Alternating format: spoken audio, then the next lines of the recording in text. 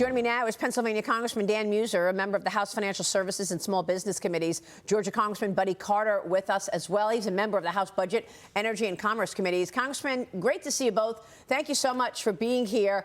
Congratulations to you both. Congressman Meuser, let me kick it off with you and ask you about Pennsylvania. You were here many times saying this is going to come down to Pennsylvania, and it certainly did. Fox News voter analysis found 43% of Pennsylvania voters said that the economy was their top issue, followed by immigration and abortion.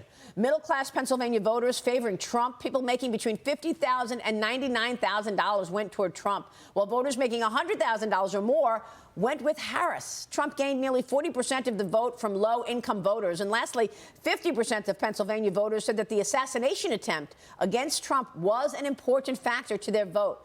That first attempt happening in Butler, Pennsylvania. Do you agree with all of that? And what do you make of these results, Congressman Meuser? Hey, Maria. Absolutely. I think you laid it out extremely well. Hey, buddy, great job down in Georgia. We kicked some gas last night. I mean, and you know, we knew it was coming. I mean, the people of Pennsylvania aren't listening to the media. They're not listening to just crazy ideas of we like fracking, we don't like fracking.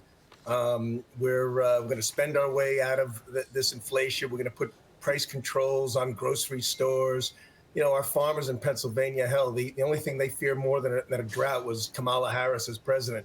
So we knew we were in the right place. You know, Pennsylvanians believe in common sense, and they wanted us to get back to fundamentals and then do something special from there. You know, inspire, talk about a future, a vision of patriotism and greatness. And that's what President Trump brought to this. And you know, people wanted to be on board. They don't want to be on board of a losing train. They want to be on board of a winning train. And we won.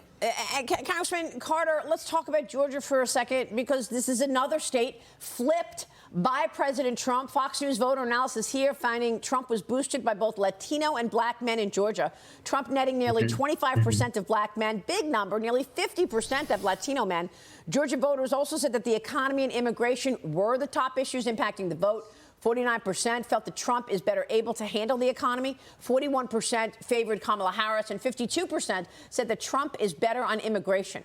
35% preferred Harris on the border. Congressman, give us the ins and outs from Georgia.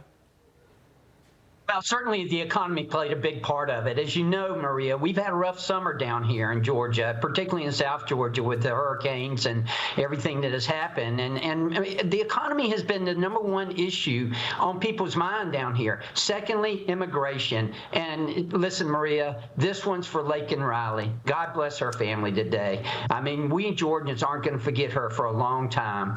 And it was a result of the Biden-Harris administration policies that happened and should have never happened. And that's what's so important, you know, because elections have consequences, because policies have consequences. Donald Trump gets it. He understands. He understands the economy. He understands we need to secure that border. He understands we need to be respected on the world stage. He understands we need to cut crime in our cities. All of that is what made Georgians, again, support Donald Trump. Yeah, and you know, I think it's also important to recognize that she didn't have any answers for any of this. She was asked repeatedly in terms of what are you going to do about inflation? What are you going to do about the economy? And she never had any plan other than punish corporate America. I'm going to get on price gouging. Congressman Dan Meuser, let me get your take on the House. The control of the House has not been decided. Republicans currently have a lead on the Democrats. How do you see this playing out?